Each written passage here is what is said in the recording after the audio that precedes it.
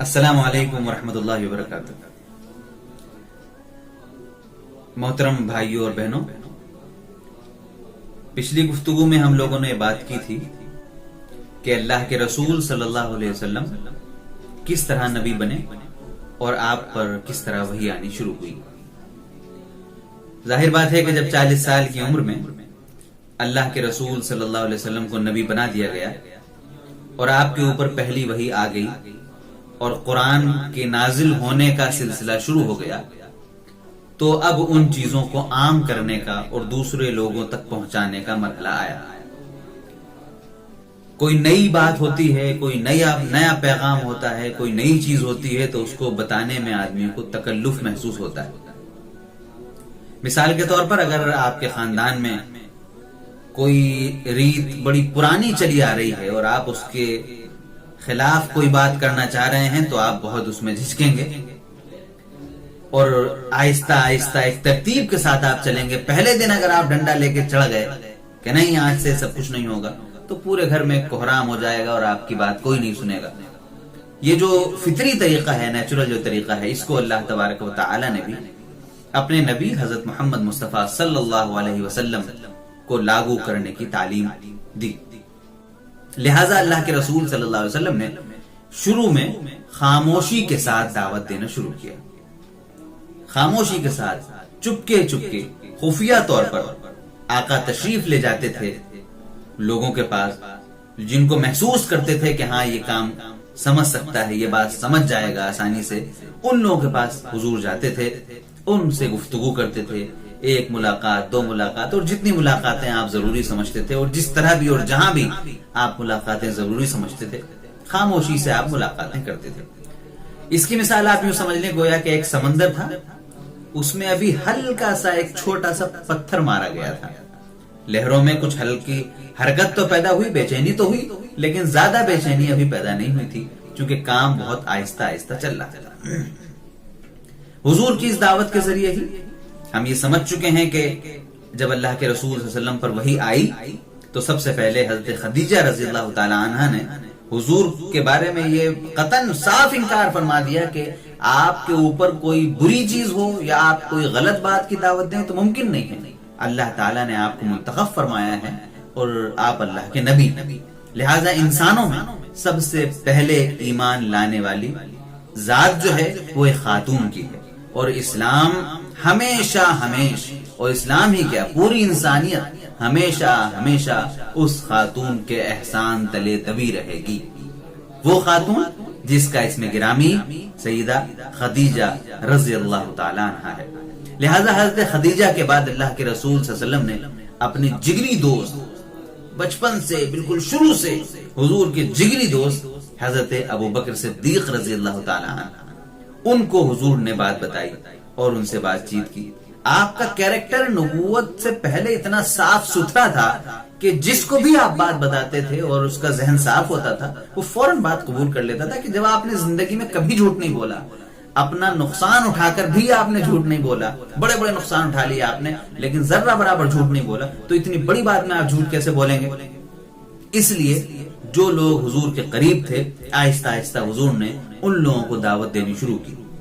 اس طرح سے پھر ہمارے پاس حضرت ابو بکر صدیق رضی اللہ تعالی عنہ ایمان لائے، جو حضور کے اس دنیا سے تشریف لے جانے کے بعد پہلے امیر المومنین، پہلے خلیفۃ المسلمین بھی مقرر ہوئے۔ اس طرح سے کاروان بڑھتا چلا گیا۔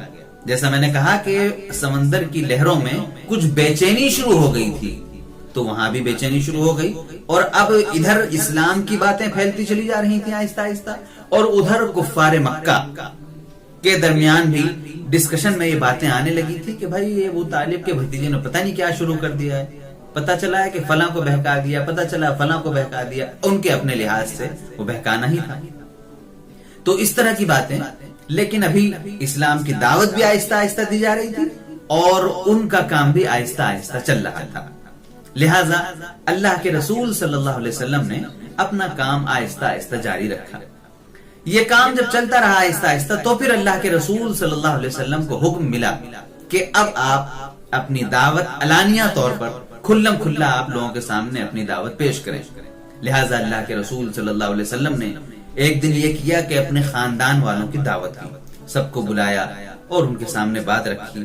تو اس دن کوئی کسی نے بھی حضور کی بات، خاندان کے لوگ تھے تو برائی تو نہیں کی، نہ آپ کو برا بھلا کہا، نہ آپ کے ساتھ مار پیٹ کی، لیکن پسند نہیں کیا اس بات کو. کچھ خاموش رہ گئے، چلے گئے. ایک بچہ، چھوٹا بچہ کھڑا ہوا جو آگے چل کر سیدنا علی مرتضی رضی اللہ تعالیٰ عنہ، حضور کے چچزاد بھائی اور حضور کے باپ کے درجے میں چچا تھے، حضرت ابو طالب، ان کے صاحبزادے حضرت علی رضی اللہ تعالیٰ عنہ، اسلام کے چوتھے خلیفہ، چوتھے امیر المومنین، حضور کے داماد حضرت حسن اور حضرت حسین کے والد، عظیم القدر اور جلیل القدر شخصیت حضرت علی مرتضی رضی اللہ تعالیٰ عنہ. اس وقت چھوٹے بچے تھے، کم عمر بچے تھے، وہ اس وقت اسلام لائے. اس طرح سے یہ دائرہ پھیلتا چلا گیا اور حضور نے پھر علانیہ دعوت، اعلان دعوت بھی اس طرح شروع کر دی. ایک دن آپ صفا کی پہاڑی پر تشریف لے گئے اور آپ نے وہاں پر جا کر آواز لگائی، سب لوگ آ جاؤ بھائی، سب لوگ آ جاؤ. صفا اس وقت ایک، آپ سمجھ لیں کہ آج کے لحاظ سے ایک میڈیا چینل جس طرح ہوتا ہے، کوئی بات ہمیں سب کے سامنے کہنی ہوتی ہے، یا ہم کہہ لیں واٹس ایپ گروپ پہ ہم کسی کو سب کوئی بات کہنی ہے، ہمیں گروپ بنا لیتے ہیں، اس پہ ڈال دیتے ہیں. تو اس طرح سے اس کی حیثیت تھی. کسی کو کوئی علانیہ سب کے سامنے بات رکھنی ہوتی تھی تو وہاں جا کر کھڑا ہو جاتا تھا، لوگوں کو بلاتا تھا اور پھر بات کرتا تھا. حضور صفا پہ تشریف لے گئے، لوگوں نے دیکھا ارے محمد آج کیوں آئے، سب کو حیرت ہوئی اور سب بھاگ بھاگ کر وہاں جمع ہو گئے چاروں طرف. پھر حضور نے فرمایا کہ بھائی یہ بتاؤ، اگر میں تم لوگوں سے یہ کہوں کہ اس پہاڑ کے پیچھے ایک لشکر ہے جو مکے پہ حملہ کرنے آ رہا ہے، تم لوگ مان لو گے؟ سب نے کہا بالکل مان لیں گے. آپ نے کبھی جھوٹ نہیں بولا، آپ کی پوری جوانی گواہ ہے اس بات کی، آپ نے کبھی جھوٹ نہیں بولا، کسی کو دھوکہ نہیں دیا، کسی کو ستایا نہیں، کسی کو تکلیف نہیں دی. آپ کے غلط بولنے کا مطلب ہی نہیں ہے. آپ اگر کہہ رہے ہیں کہ پہاڑ کے پیچھے لشکر ہے تو ہوگا. حضور نے فرمایا کہ اسی طرح سے میں تم کو، پھر آپ نے اس کے بعد اپنی رسالت کا سلسلہ، اپنی نبوت، اپنے نبوت کا پیغام آپ نے ان کے سامنے پیش کیا کہ میں تم کو یہ بتانا چاہتا ہوں کہ جتنے خداؤں کی عبادت تم کر رہے ہو وہ غلط ہے. خدا صرف ایک ہے اور ایک دن ہم سب کو خدا کے پاس جانا ہے. یہ دنیا ختم ہو جائے گی اور مجھے اللہ تعالیٰ نے اپنا رسول منتخب کیا ہے، اپنا نبی بنا کر تمہارے درمیان بھیجا ہے. تو سب لوگ چلے گئے. حضور کا ایک چچا ابو لہب تھا، جس کے بارے میں سورہ لہب میں آخری پارے میں بیان بھی کیا گیا ہے. ہمارے چھوٹے چھوٹے بچوں کو بھی وہ سورت یاد ہوگی، تبت یدا ابی لہب وتب. اس سورت میں اسی کا تذکرہ ہے. ابو لہب نے حضور سے اس دن بڑی بد کلامی کی، بہت خراب انداز سے بات کی اور حضور سے کہا کہ تم برباد ہو جاؤ، تمہارے ہاتھ ٹوٹ جائیں، نعوذ باللہ ثم نعوذ باللہ. اس طرح کی بہت ساری باتیں حضور کو اس نے تکلیف دی کہ بلا وجہ تم نے ہمیں بلایا تھا، فالتو تم نے ہمارا وقت ضائع کیا، اسی لیے تم نے ہمیں یہاں بلایا تھا. اور پھر وہاں سے وہ چلا گیا. بہرحال اس دن حضور نے کھلم کھلا پھر دعوت دینی شروع کر دی. اب حضور کے ساتھ جو لوگ اسلام لا رہے تھے انہوں نے بھی اب کھلم کھلا دعوت دینی شروع کر دی. تو جو پہلے دعوت خفیہ چل رہی تھی تو ٹکراؤ بھی خفیہ آہستہ آہستہ ہو رہا تھا، لوگ بدعت جو رہے تھے وہ بھی آہستہ آہستہ ہو رہا تھا معاملہ. اب جب اعلانیہ طور پر کھلم کھلا دعوت شروع ہو گئی تو لوگوں کی جو حضور کے خلاف اور اسلام کے خلاف جو تحریک تھی وہ بھی اب کھلم کھلا شروع ہو گئی اور بہت ستایا جانے لگا. حضور کو تو ستاتے نہیں تھے لوگ، کیوں؟ کیونکہ آپ بنو ہاشم کے میں سے تھے، یعنی جو جس طرح دوسروں کو ستاتے تھے اس طرح حضور کو نہیں ستاتے تھے. بہت خطرناک انداز سے سائیکولوجیکل اور جس فزیکل ہر لحاظ سے، پولیٹیکل اور سوشل اور ہر لحاظ سے حضور کو ستایا گیا، بہت اذیتیں دی گئی، بہت پریشان کیا گیا. لیکن بہت سارے وہ کام جو دوسروں کے ساتھ کر لیتے تھے وہ حضور کے ساتھ کرنا آسان نہیں تھا، کیونکہ آپ کے خاندان کا جو اسٹیٹس تھا وہ بہت بلند تھا. اور پھر ابو طالب اس وقت باحیات تھے، حضرت خدیجہ حضور کی اہلیہ تھی، وہ اس وقت باحیات تھی، ان کا بھی اپنا ایک مقام تھا. لہٰذا ان وجہوں سے حضور کے خلاف اس طرح کے کام نہیں کر سکتے تھے اس طرح دوسروں کے ساتھ کرتے تھے. تو یہ ستانے کا سلسلہ شروع ہو گیا. حضور کے ساتھ جو لوگ اسلام لا رہے تھے ان کو اذیتیں دی جاتی تھیں، ان کو پریشان کیا جاتا تھا.